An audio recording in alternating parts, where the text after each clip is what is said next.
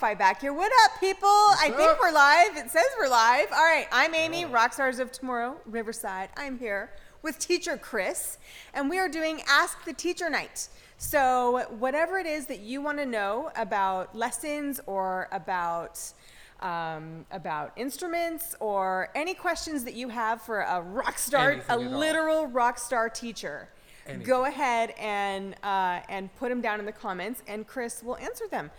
Right. Okay, so until some people start asking questions, let me see.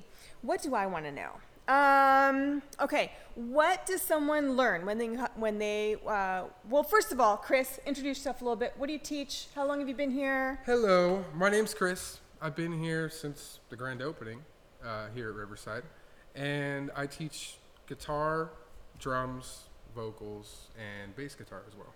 Awesome, very cool. How long have you been playing music? Ooh, since I was about 10, so 10, all right, good. I'm gonna plus years. 20 plus? 20-ish years. Right on. Do you play in a band?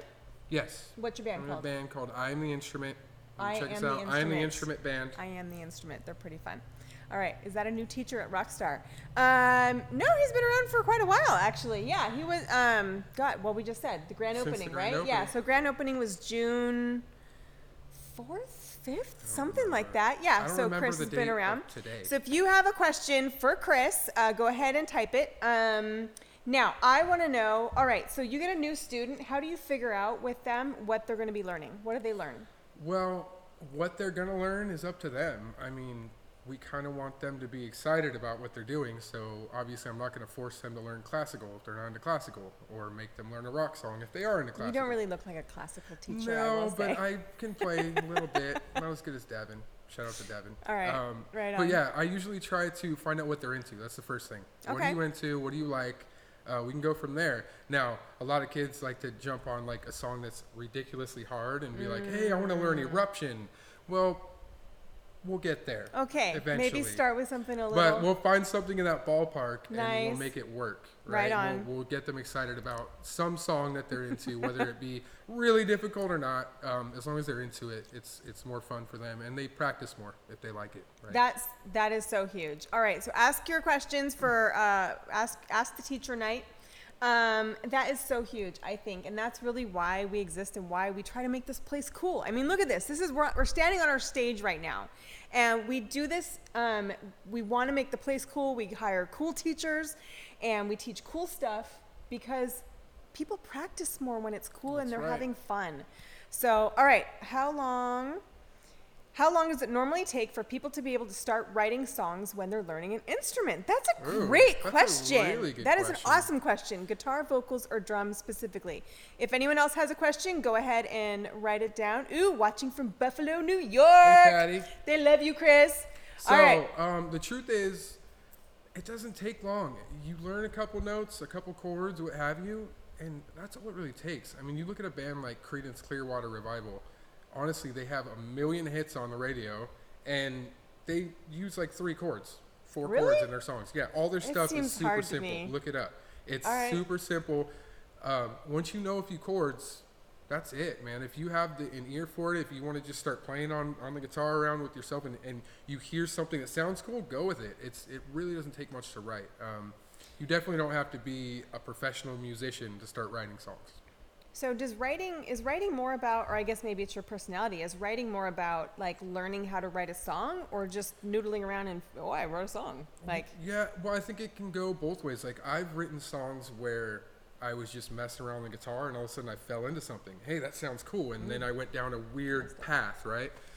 Or there's been days where I hear something when I'm out at work or wherever and I'm like, oh, when I get home, I got to do that. You know, I got to record it on my phone real quick, record the idea so that I know. But it can go either way.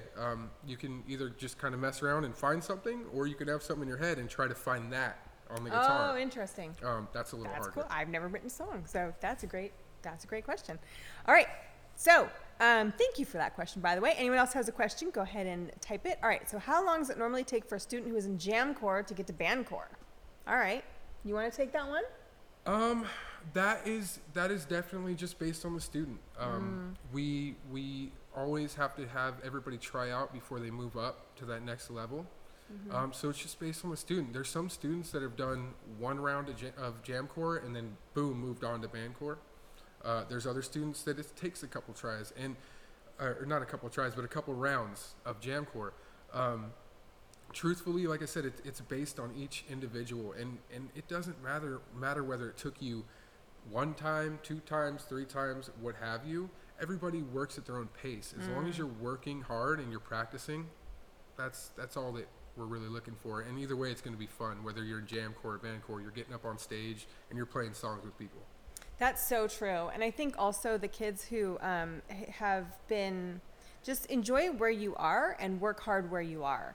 And, you know, even if for whatever circumstances or reasons or whatever, you know, you are still in jam corps and you want to move up to band corps or whatever, like just work on where you are and make the best out of it. And that's going to help you learn. That's going to help you learn faster. That is the truth. For sure. And really, it's, I mean, gosh, it depends on where you started and what your level were and how much you practice and how hard the things are you're trying to learn too. Yep. So Practice is probably the biggest thing. Practice. Yep. That we hear over and over and over again. And yeah, so, and that's really the main purpose behind the band programs, is to give you a reason to practice. Because would you agree, as a musician, I am married to a musician and I have 3 boys who are all musicians. And would you agree, when you have something on the calendar that you are going to perform at, does that or does that not help you practice? Oh, it pushes you like right? nothing else. That's your reason to practice. If you don't have that, how often do you practice?